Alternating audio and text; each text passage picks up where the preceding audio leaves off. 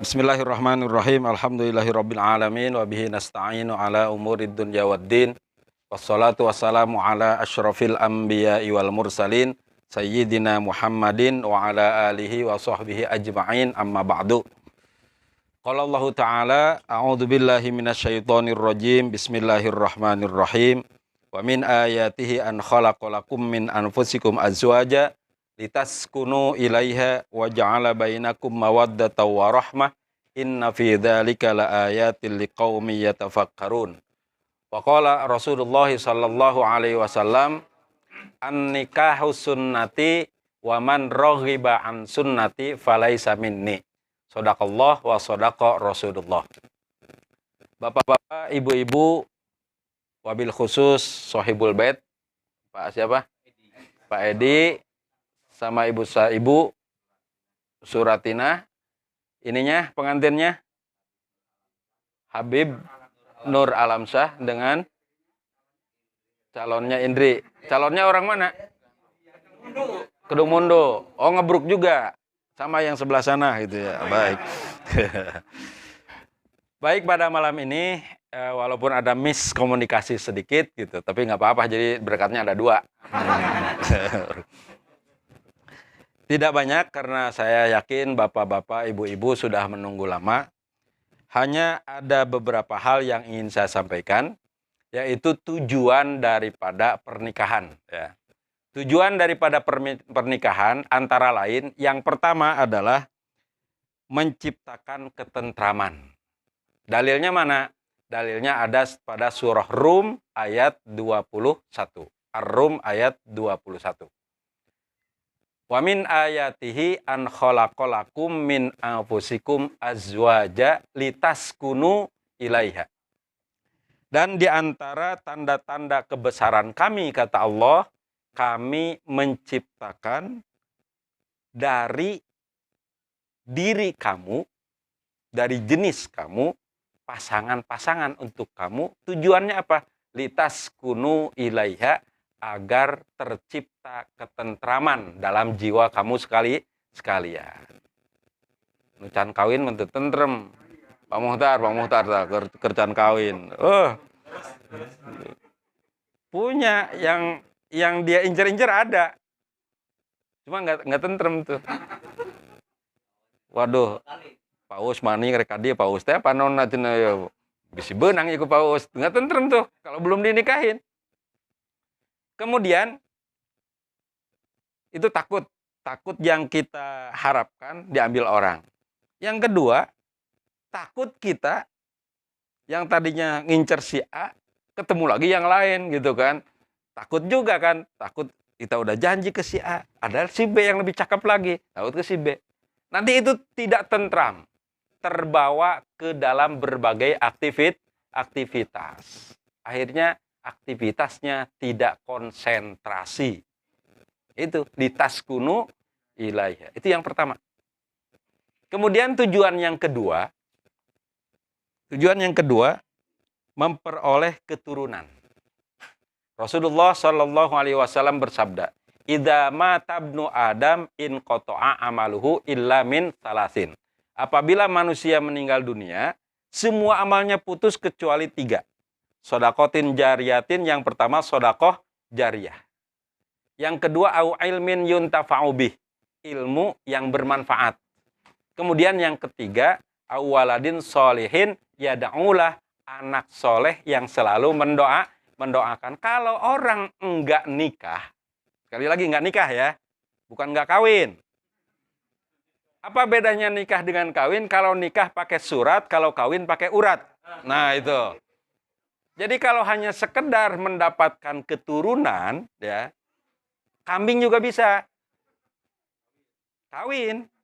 Tapi yang diharapkan di sini waladin solihin, punya anak yang soleh. Anak yang soleh itu didapat dari mana? Dari pernikahan yang halal dan sah. Tujuannya apa kita ingin punya anak? Ketika kita enggak ada, nah, salah satu di antara amal yang tidak putus, kata Rasulullah, adalah doa anak soleh. Itu. Jadi bukan sekedar untuk mendapatkan keturunan. Suka ada nih Neng ira rek kawin, emak geus hayang boga incu, cuk anakna teh ari hayang boga incu mah gampang, Mak. Ke 8 bulan ge boga emak incu, ngan urang bung kawin. Aya nu kitu kan, anak nu kitu aya. Aya. Jadi bukan hanya sekedar mempertahankan keturunan, tapi ingin punya anak yang soleh dan solehah. Agar apa? Ketika kita tidak ada, amal kita sudah putus, masih ada yang mendoakan kita. Itu yang kedua, tujuan pernikahan yang kedua. Makanya ketika kita mencari bibit, nah Pak Muhtar bisa rek neangan deui. Nah, ya bisa rek neangan deui. Cari 3 dan dun. Dan dandanannya yang cakep, Pak. Ya. Din agamanya. Jangan lupa juga dunyanya. Kalau tidak ada kalau tidak sempurna 3-tiganya, cari saja dinnya. Yang penting agamanya. Bukan berarti dandanan dan dunyanya tidak penting. Jarang orang lengkap. Dinnya bagus, pinter, solehah, gitu kan. Dunia yang emang dia anak orang kaya, misalkan.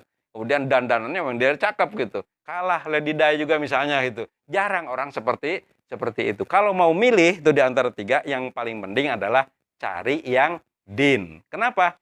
Kalau dandanan udah tua habis tuh dandanan. Kemudian dun itu dunia itu laksana roda berputar, kadang maju, kadang pailit. Nah, kalau lagi pailit bisa jadi ada uang abang disayang, tak ada uang abang ditendang. Nah, seperti itu. Itu tujuan yang kedua. Kemudian tujuan yang ketiga,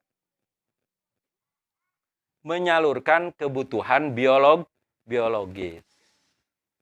Kita ini makhluk hidup, punya kebutuhan biologis. Nah, kebutuhan biologis ini dituntun oleh agama kita, agama Islam. Islam itu agama yang memang fitrah. Fitrah itu apa? Sesuai dengan kondisi situasi kita sebagai manusia. Kita manusia sebagai manusia sosial, bergaul dengan orang lain. Tidak boleh kita menjadi orang yang menutup diri. Kita harus selalu bergaul. Dalam pergaulan itu pasti ada suka dan tidak suka. Kesukaan terhadap biologis ada dalam Al-Quran. Zuyyina linnas hubbus syahawati minan nisa. Dihiasi dalam kehidupan manusia rasa cinta, rasa suka terhadap lawan jenis. Laki-laki suka pada wanita, wanita juga suka pada laki-laki. Ayat berikutnya menggambarkan dihiasi juga manusia dengan kecintaan pada kendaraan. Kalau dalam Al-Quran dengan kuda, ya. Nah, kuda yang sekarang kan kuda mereknya Alphard. Itu kan. Ada Camry, Avanza lain mobil lain. Disebut mobil mah Camry, minimal Camry. Dituna Alphard, BMW kali dituna. BMW teu asup, BMW mah teu. Nah, itu dalam Al-Quran ada. Ya, jadi Al-Quran Islam itu tuntunan agama sesuai dengan fitrah. Jadi ibaratnya begini. Kalau pabrik Yamaha bikin motor, maka dia mengeluarkan buku panduan. Buku panduan yang cocok untuk motor yang mereknya Yamaha yang dikeluarkan oleh Yamaha, bukan yang dikeluarkan oleh Honda. Sebaliknya, kalau kita pakai motor Honda, jangan gunain buku panduan yang dikeluarkan oleh Yamaha. Kita ciptaan siapa? Kita ciptaan Allah Subhanahu wa ta'ala. Buku panduannya mana? Al-Quran. Maka Al-Quran la roiba fih. Kagak ada ragunya. Jangan pernah meragukan Al-Quran. Al-Quran itu cocok banget buat kita. Karena itu buku panduan yang dikeluarkan oleh yang menciptakan kita. Lagi tujuan yang ketiga adalah menyalurkan kebutuhan biologis. Halal.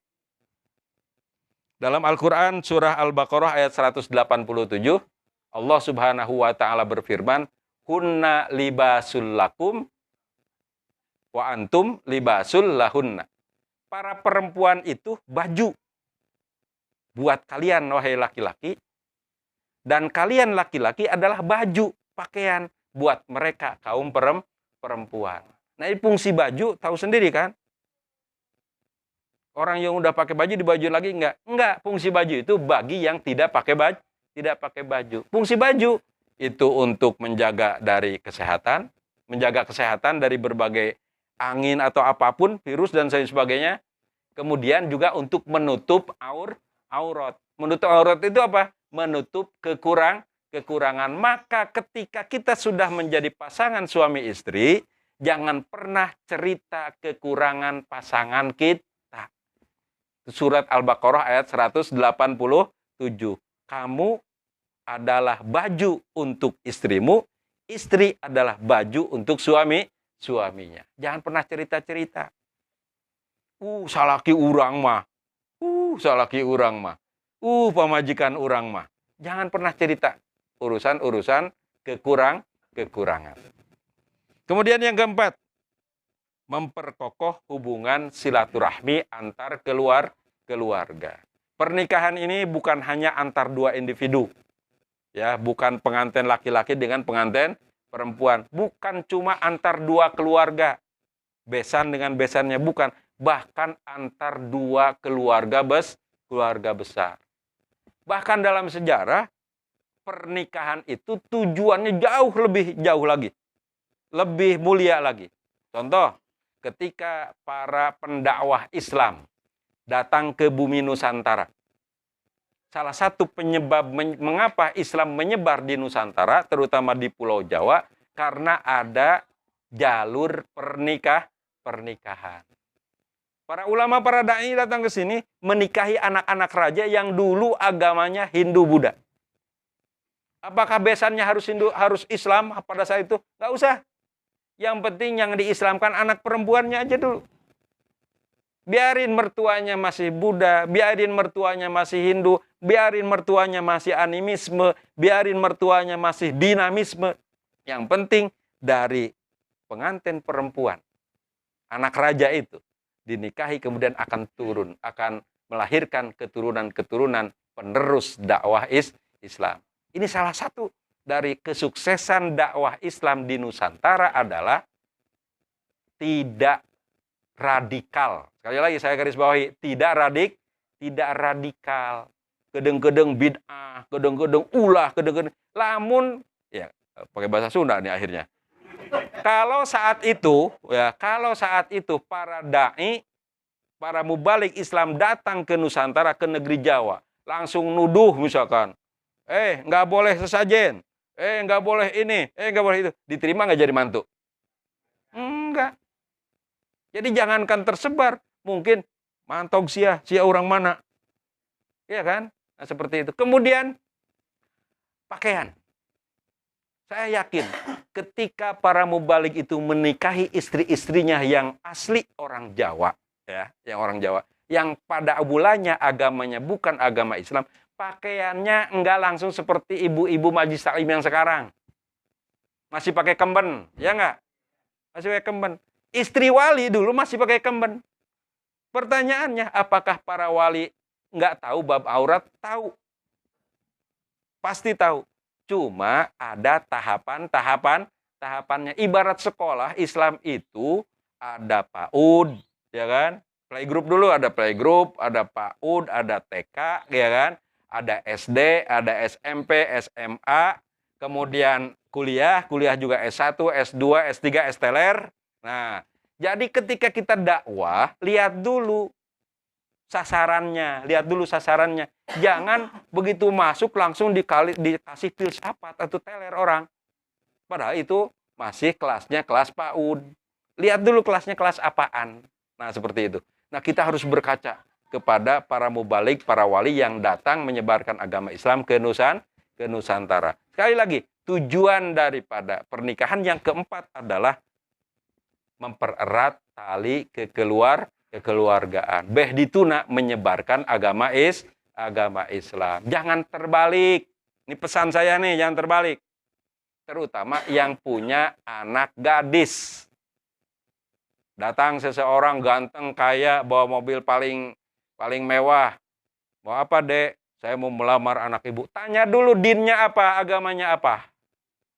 Jangan sampai dia meniru apa yang dilakukan oleh para mubalik kita dulu. Tapi kebalikannya. Anak kita sudah muslimah, kemudian dibawa, diberikan kepada seseorang yang bukan muslim, kemudian nanti kita punya cucu non-muslim. Cicit kita terus menyebar.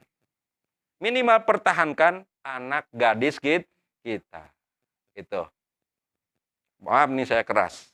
Bukan berarti saya tidak suka Bhinneka Tunggal Ika. Tetap Bhinneka Tunggal Ika kita harus ramah kepada siapapun sesama warga negara. Secara internal, sebagai seorang muslim, sebagai keluarga muslim, kita harus mempertahankan keislaman keturunan kita. Kalau mau, nih, kalau kita punya anak bujangan, cari deh perempuan-perempuan yang masih agamanya nggak jelas, ke pesisir-pesisir, tuh ke Baduy, Islamnya nggak jelas, tuh cari ke Dayak, Islamnya nggak jelas, cari yang paling cantik, Islamkan oleh Anda di sana. Nah, seperti itu. Goji, tuh di Kalimantan, garulis, Ji. Ya, garulis. Tangan panggelis sendiri itu. Nanti bawa ke dia. Nanti kalau punya cucu, Bapak suruh nyebarin agama Islam di sana. Nah, seperti itu. Itu yang terbaik. Minimal kita mempertahankan keislaman keluarga kita. Kemudian memperkokoh tali persaudaraan kalau ada pertemanan. Boleh, tetapi harus tanya dulu sekarang karena bukan zaman Siti Nurbaya. Nah, dulu kalau para kiai dengan kiai lagi suka janjian. Mana lamun boga anak lalaki, urang boga anak we urang hijikeun. Nah, itu mempererat tali kekeluargaan. Tapi sekarang bukan zaman Siti Nurbaya. Tanya dulu anaknya. Jadi jangan ada paksaan. Nah, bapak-bapak, ibu-ibu yang dimuliakan oleh Allah Subhanahu wa Ta'ala, itu diantara tujuan pernikahan.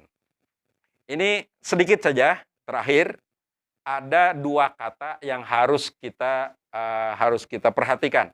Dari ayat yang tadi saya bacakan, surah Ar-Rum ayat 21, wa min ayatihi an khalaqa lakum min anfusikum azwaja litaskunu ilaiha wa ja'ala bainakum mawaddata wa rahmah. Ada kata khalaqa, ada kata ja'ala. Apa bedanya? Dalam bahasa Indonesia, khalaqa artinya menciptakan, sedangkan ja'ala artinya menjadikan. Apa bedanya? Kalau khalaqa itu paket. Maksud paket gimana? Kita terima apa adanya dari Allah Subhanahu wa Ta'ala. Pak Muhtar sugan pesen jadi orang Sunda henteu. Khalaqalakum min anfusikum. Khalaqa itu. Pak Muhtar dijadikan orang Sunda enggak mesen. Sugan mesen orang mah yang Amerika, henteu bisa. Jadi ketika kita lahir itu sudah khalaqa seperti itu. Itu khalaqa. Makanya jodoh itu ada di tangan Allah. Jadi kalaupun kita mencari ke sana kemari, kebetulan itu proses. Tetapi sudah ditentukan oleh Allah. Makanya salah satu di antara ciri kita berjodoh adalah wajahnya mirip. Ada kemiripan. Bagaimana dengan ja'ala? Nah, wa ja'ala lakum wa ja'ala bainakum mawaddata wa rahmah. Dan menjadikan bagi kalian mawaddah dan rahmah. Ja'ala itu pilihan. Jadi kalau jodohnya sudah ditakdirkan oleh Allah, si A dengan si B, si C dengan si C, maka situasi dan kondisi keharmonisan rumah tangga itu bukan lagi takdir dari Allah Subhanahu wa Ta'ala, tapi harus diupayakan oleh orang yang sudah dijodohkan oleh Allah itu. Makanya bahasanya ja'ala. Apa yang harus diciptakan dalam rumah tangga? Mawaddah warahmah. Jadi harmonis dan tidaknya rumah tangga itu harus diciptakan. Bukan terserah Allah, lamun orang harmonisnya harmonis, lamun henteunya henteu, enggak. Kalimatnya ja'ala. Kalau jodohnya urusan Allah, tapi kalau urusan situasi dan kondisinya adalah ja'ala. Harus diupayakan oleh dua pasang itu, oleh sepasang itu. Baik suami maupun istri. Ada dua, mawaddah warahmah. Mawaddah konotasinya pada fisik, kecantikan, kegagahan, kekayaan, itu mawaddah. Tapi rohmah itu konotasinya pada rohani, pada kejiwaan. Makanya kalau orang tidak punya rohmah, ya, tidak punya rohmah, usia pernikahannya nggak lama. Keriput dikit ganti. Pak Muhtar, ayat peserta qasidahan ngora ya orang mesen ya ganti nu aya di imah misalkan seperti itu. Itu tidak punya rohmah. Ya, tidak punya rohmah. Kedeng-kedeng ganti. Kenapa? Dia cuma punya mawaddah. Sedangkan yang diharapkan oleh Al-Qur'an, oleh Allah Subhanahu wa taala bukan cuma mawaddah, bukan cuma kecantikan fisik, bukan cuma kegagahan fisik, tapi juga harus rohmah. Rohmah itu kasih sayang. Bukan cuma cinta secara fisik, tapi juga kasih sayang. Harus berpikir. Makanya di ujung ayat itu Allah menyarankan, ya, mewajibkan kepada kita, inna fi dzalika la ayatil liqaumi yatafakkarun. Singga bleg pikir atuh maneh teh. Nah, seperti itu. Bahasa Sunda kasarnya begitu. Singga bleg pikir. Ngawin teh lain ngan saukur keur ngora na hungkul, geus nini dipiceun ganti deui nu ngora. Kasalaki teh lain keur gagahna hungkul, geus aki-aki dipiceun neangan deui nu berondong. Tah nu kitu ceuk Al-Qur'an henteu gablek pikir. Itu saja yang dapat saya sampaikan. Mudah-mudahan ada manfaatnya. Mohon maaf kalau kata-katanya tidak berkenan di hati bapak-bapak dan ibu-ibu sekalian. Wallahul muwaffiq ila aqwamit thoriq. Wassalamualaikum warahmatullahi wabarakatuh.